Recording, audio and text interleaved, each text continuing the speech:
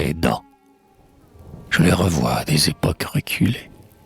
Ces merveilleuses dents, froides, immaculées, qui se conservaient sans toilette ni phare, dans la virginité blanche du nénuphar. Le fait que ces dents étaient surnaturelles, à force de blancheur et de clarté cruelle, et que dans les recoins les plus fuligineux, elles avaient encore un reflet lumineux, comme un éclair lointain, la nuit, dans une plaine. Et puis, au frôlement continu d'une haleine, qui musquait le soupir, la phrase et le baiser, elles passaient leur vie à s'aromatiser.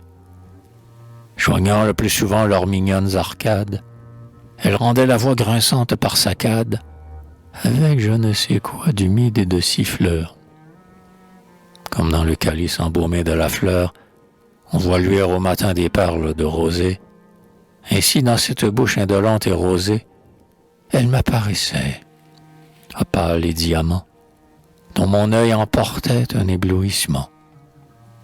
Oh, quand, jolis bijoux des gencives si pures, ces petits os carrés, habiles aux coupures, plutôt faits pour trancher que pour mâcher, brillaient dans l'entrebâillement des lèvres qui riaient, que de fois une envie inquiète et farouche m'a pris de les humer aussi comme la bouche et d'y faire dormir le chagrin qui me mord.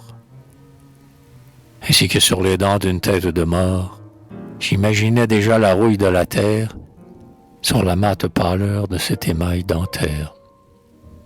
Je voyais la mâchoire horrible ricanant dans une bière, et puis à la fin s'égrenant.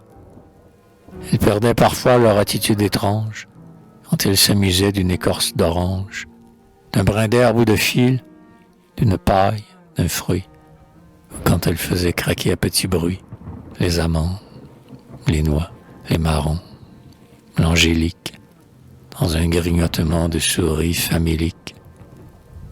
En tout lieu, raffinant le meurtre et le dégât, elles martyrisaient longuement le nougat, massacraient les gâteaux, et lente et câline, se délectait au goût vanillé des pralines.